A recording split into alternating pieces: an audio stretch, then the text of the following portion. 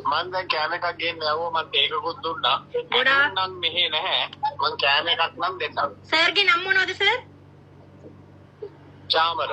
Chamara sir ඔයාට ඉතින් පින් සිද්ධ වෙයි. ඔයාට විතරක් නෙමෙයි ඔයාගේ මුළු පවුලටම පින් සිද්ධ වෙයි.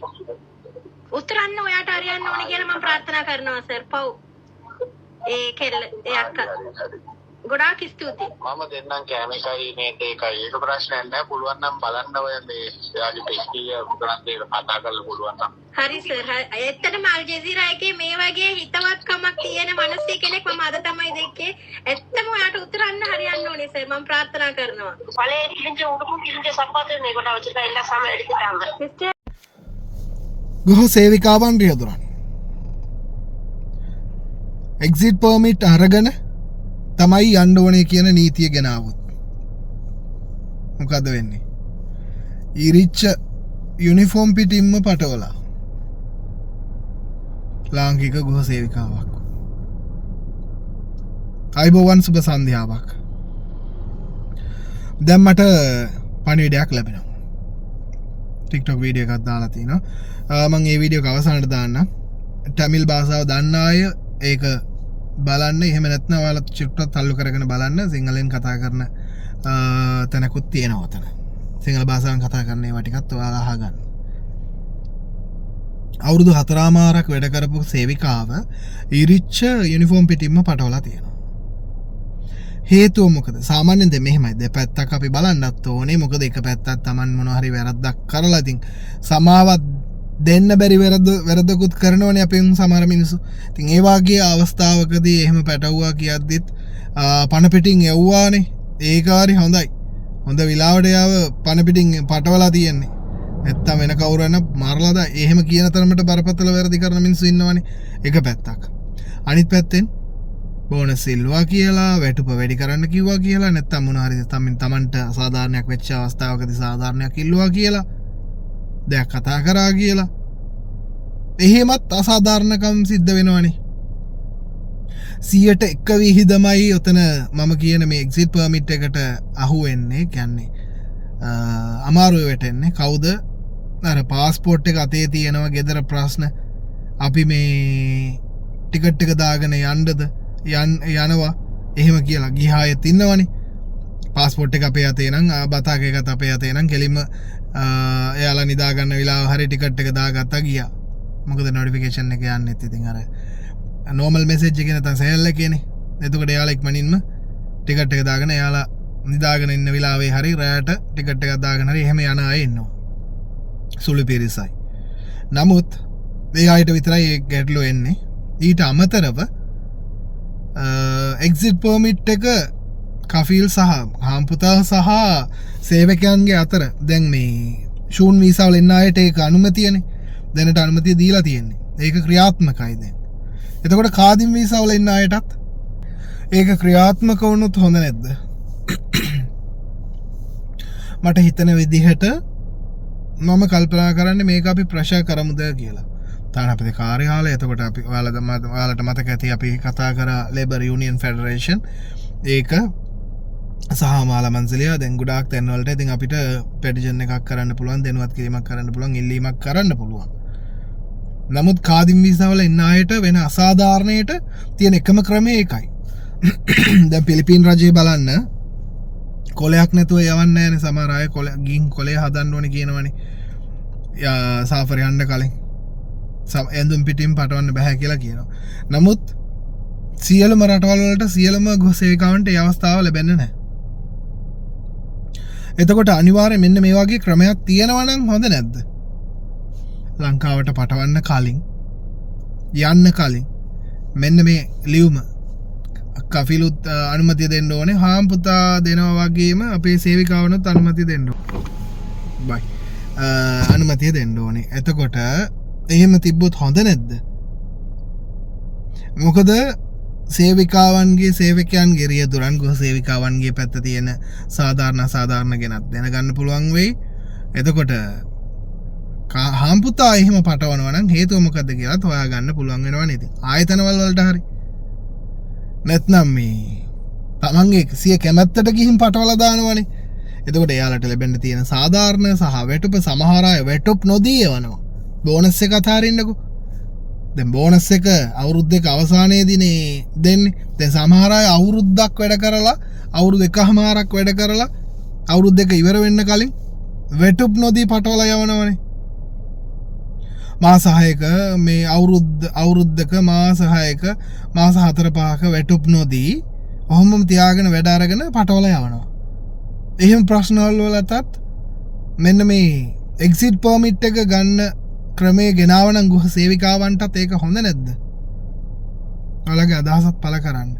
ඇත්තටම ඉතින් අසාධාරණයක් නේ අවුරුදු 4මාරක් 5ක් වැඩ කරපු කෙනාව ඉරිච්ච ඇඳුම් පිටින්ම පටවනවා කියන්නේ ගුවන් තොටුපළට දාලා. සාධාරණයක් ඕනනේ අනිවාර්යෙන්. ඔයාලගේ අදහස මේ ගැන අනිවාර්යෙන් පළ කරන්න ආදරණීය යාළුවනේ. එයාගලගේ අර ඒ දාපු වීඩියෝ එකත් මම දාන්නම්. ඒකේ සිංහල කොටසක් තියෙනවා. හරිද? ස්කිප් කරලා බලන්න. தமிழ் தேர்ன சம்பூர்ணமா பலான் தேவையிட்டாய். 4.5 வருஷம் ஒரே வீட்டில் வேலை செஞ்ச ஒரு சகோதரிக்கு அவங்களோட மேடம் கொடுத்த சூப்பர் பரிசு என்ன தெரியுமா? அஸ்தக்ஃபிருல்லாஹ். இந்த கிழிஞ்ச துணியோட இந்த யூனிஃபார்மோட அவங்கள கொண்டு போயிட்டு ஏர்போர்ட்டில் விட்டது தான். ஆமாம், அதுதான் அவங்க கொடுத்த பரிசு. இந்த சகோதரியோட முகத்தை காட்ட விரும்பல, அவங்க ரொம்ப நொந்திருக்கிறாங்க. நான் நேற்று அதை பற்றி டிக்டாக்ல போட்டிருந்தாலும் நேற்று அந்த சகோதரியோட நிலைமை பரிதாபமானது. நிஜமாலுமே ரொம்ப கஷ்டம். ஊருக்கு போய் தன்னோட குழந்தைங்கள்கிட்ட இந்த யூனிஃபார்மோடு அவங்க நிற்கிறதுக்கு கூச்சப்பட்டாங்க. என்னன்னு கேட்டால் அவ்வளவும் கிழிஞ்சி உடுப்பு. பேசி வேறு இல்லை. 3 நாள் பசியோடு அந்த மனுஷி போய் சேர்ந்தாங்க இன்னைக்கு ஊரில். இன்ஷா அல்லாஹ் மற்றதை போடுறேன். டைம் இதில் ரொம்ப கம்மியாக இருக்குது. அவங்க பேசினதெல்லாம் போட்டோன்னு சொன்னால் இதயத்தில் ஈரம் இல்லாதவங்க கூட அழுவாங்க. அந்த அளவுக்கு அந்த சகோதரியோட நிலைமை இருந்தது.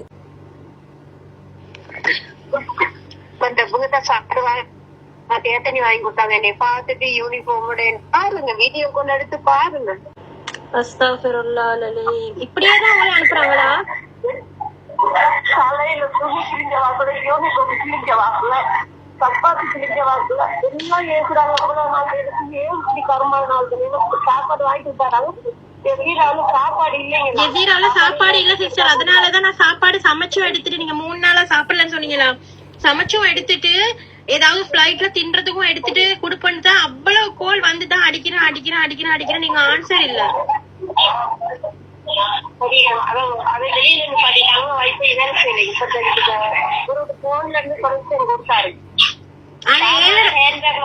ஆனா 7:30 மணிக்கு தான் சிஸ்டர் உங்களுக்கு பிளைட். 7:30 மணிக்கு தான். 8 ஹவருக்கு முன்னாடியே உங்களை கூட்டிக் கொண்டு போயிட்டுக்கிறாங்க. நல்லா இருக்க மாட்டேன். நிலைமையில இருக்கேன். பாப்போம் சிஸ்டர், உங்களே பாப்போம் சிஸ்டர். கையில கூட ஒழுங்கான எதுவுமே இல்லாத இப்படி யூனிஃபார்ம் உங்களோட கையில வேற உடுப்பு இல்லையா சிஸ்டர் மாத்துறதுக்கு?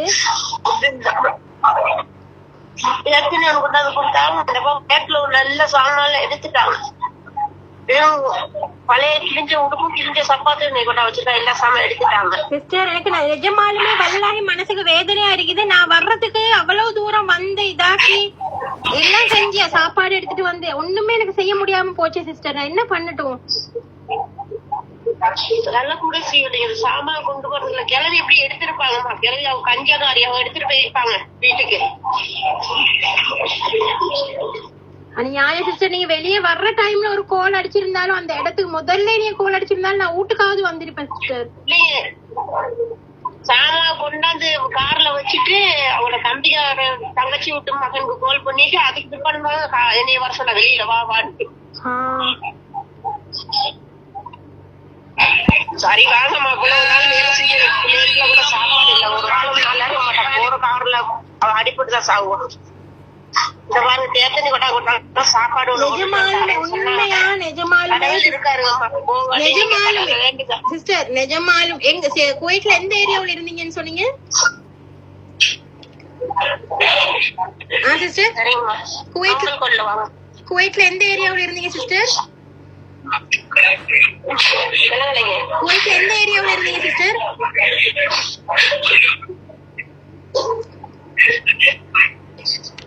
இல்ல குவைட்ல எங்க? ஜாபர் அஹ்மத்ல தானே?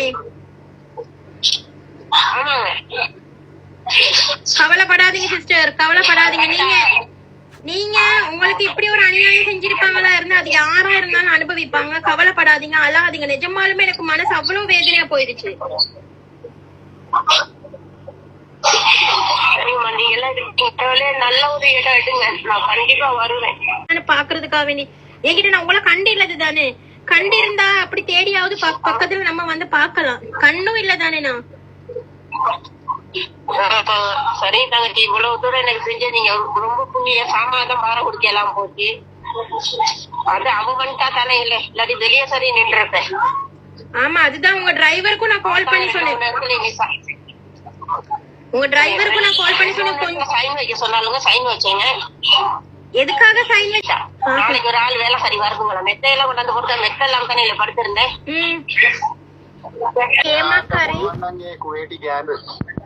කුවේටි ගෑනු එක්කෙනාට කෝල් එකක් දීලා කියන්න හරි මේ කවුරු හරි ඇවිල්ලා කාගෝ එකෙන් හරි කවුරු හරි ඇවිල්ලා මගේ බඩු ටික ගෙනියයි කියලා හරි එහෙම කරොත්. හරි එහෙනම් මම කතා කරලා මම හරි කතා කරලා බලන්නම් සර්. මෙයාගෙන් අහගන්න විස්තර එක. සර් දැන් ඇවිල්ලා එයාට කෑමක් හරි ඇඳුමක් හරි දෙන්න පුළුවන්ද සර්? මම දැන් කෑම එකක් ගෙන්න යවුවා, මම ඒකකුත් දුන්නා. නම් මෙහෙ නැහැ. මම කෑම එකක් නම් දෙන්නම්. සර්ගේ නම මොනවද සර්?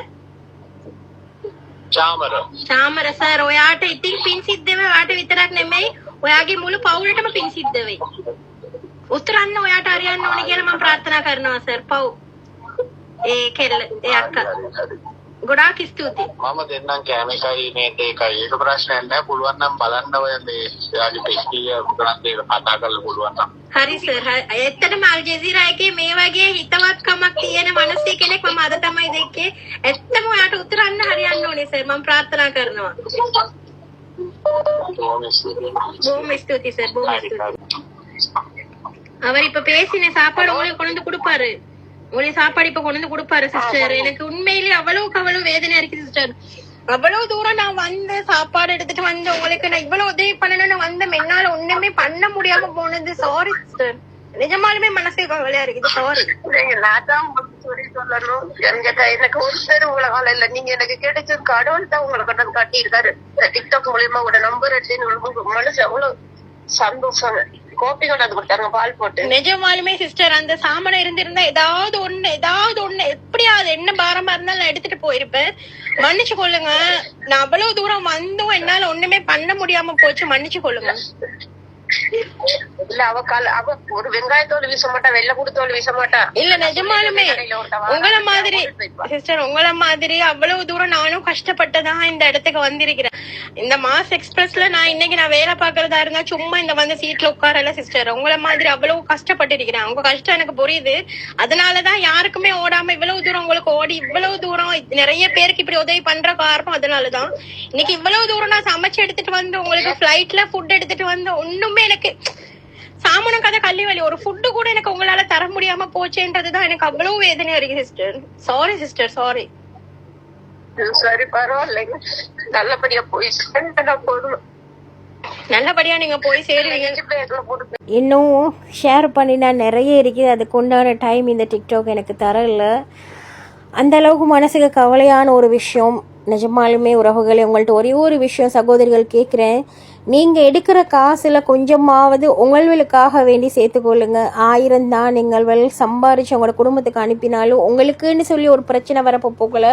அடுத்தவங்கள்ட்ட ஒரு விஷயத்த நீங்கள் ஷேர் பண்ணுறதுக்கு ஒரு உதவி கேட்குறதுக்காக இருந்தாலும் ஒரு சிம் கார்டை போட்டு நீங்கள் பேசுகிற அளவுக்கு உங்ககிட்ட நெட்டு இருக்கணும். வைஃபை நம்பி நீங்கள் உங்கள் காசெல்லாம் நீங்கள் அனுப்பிட்டீங்களாக இருந்த இந்த சகோதரி இன்னைக்கு இவ்வளவு தூரம் தத்தளிச்சு போனதுக்கு ஒரு காரணமும் என்னன்னு கேட்டால் அவங்கள்ட்ட ஒரு சிம் கார்டு கிடையாது. ஒரு கஷ்டத்தை அடுத்தவங்கள்ட்ட உண்மைகளை ஷேர் பண்ணுறதுக்காக வேண்டி. ஸோ ஒரே ஒரு விஷயம் சொல்கிறேன், எல்லாத்தையும் எல்லாருக்காக வேண்டி தியாகங்கள் பண்ணாதீங்க. உங்களோட நலவுக்காக வேண்டி கொஞ்சமாவது உங்களோட நீங்கள் கேர் பண்ணி கொள்ளுங்க. மாஸ் எக்ஸ்பிரஸ் கார்கோ அப்படின்னு சொல்கிறதுல உண்மையிலே நம்ம எங்களால் முடிஞ்ச பல சகோதரிகளுக்கு எங்களால் முடிஞ்சதை செஞ்சு கொண்டிருக்கிறோம். அதே மாதிரி ஒரு சம்பவம் தான் இது. ஆனால் எனக்கு மனசுக்கு ரொம்ப கவலையாக இருந்தது உறவுகளே. அந்த சகோதரிக்காக வேண்டி என்ன அடுத்தது நம்ம பண்ண போகிறோன்னு தெரியல. ஆனால் இன்ஷா அல்லாஹ் கண்டிப்பாக பண்ணுவோன்ற ஒரு நியத்து இருக்குது. இன்ஷா அல்லாஹ் துவா செஞ்சு கொள்ளுங்க. எல்லா உறவுகளையும் அல்லாஹ் பாதுகாக்கட்டும். கஷ்டப்படக்கூடிய இந்த உறவுகளுக்கு அல்லாஹ் ஹைரை கொடுக்கட்டும் இன்ஷா அல்லாஹ். உங்களோட துவாக்களில் என்னையும் சேர்த்துக்கொள்ளுங்க. ஜஸாக்குமுல்லாஹ் ஹைர்.